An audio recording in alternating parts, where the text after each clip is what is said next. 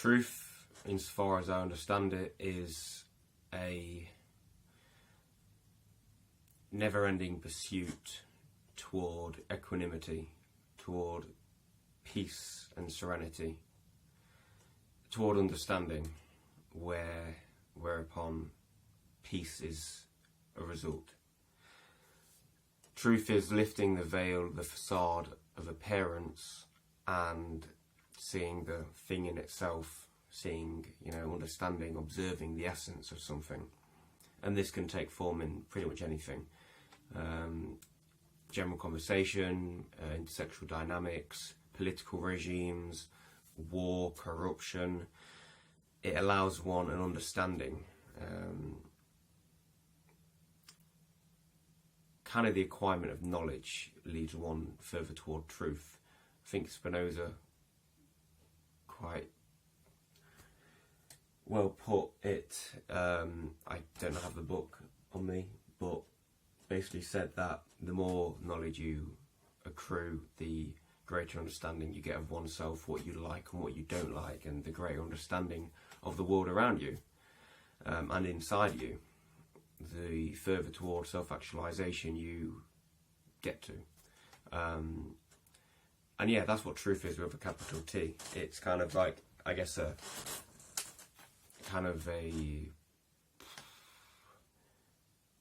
incorporeal, I guess that's not the word, just some kind of indefinable entity. Plato's world of forms, I guess, could be seen as truth. It is perfection.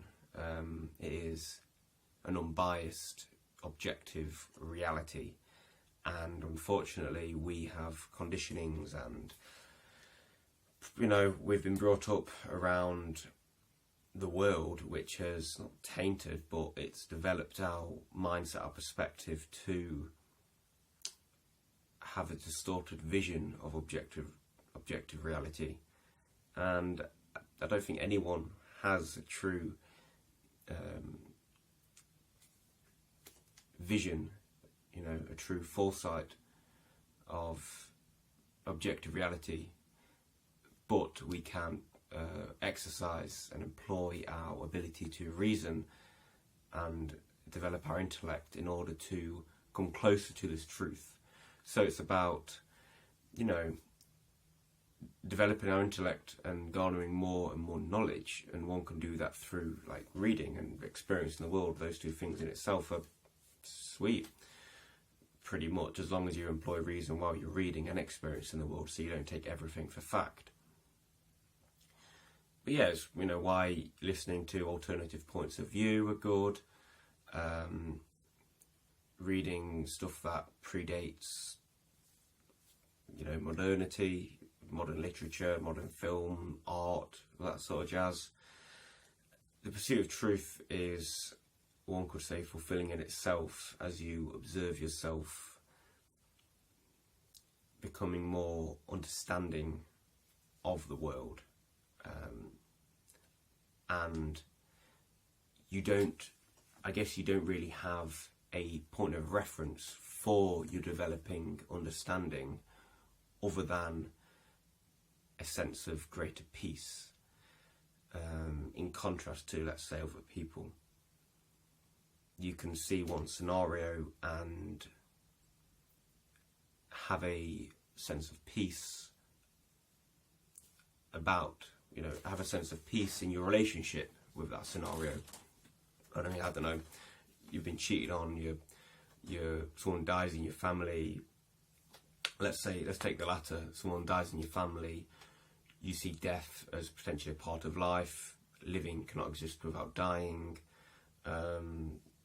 whatever, we've been, consciousness goes back to the universe, whatever you want to call it, but essentially your garnering of knowledge has helped you come to a point of greater peace and understanding with this event, which has essentially knocked your ego and flattened your sense of being for a temporary amount of time, which would otherwise have a greater effect on you, as it probably does on other people.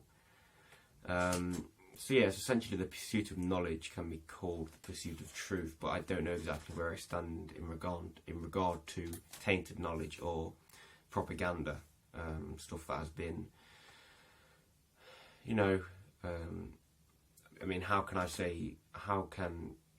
let's say, Karl Marx put this forward as his truth, as the answer, and if you read it and understand it, it's not that you accept it as truth, but you gain that further understanding on how a socio-economic system could be cultivated, established, you know, and if you employ reason, you can, you know, cross-reference with all your other sources of knowledge and all your other tidbits of intellect and whatever, and, you know, criticise it and all that sort of shit. So with that, you are coming closer to that truth. It's not like you will ever reach it, you know, probably not, because it's an ideal, really. It's, I can't think of the word, it's always out of your grasp. It's elusive, you know, but the closer you come to contact with it, the greater equanimity that is instilled in your being, and you get a more cool, funky life.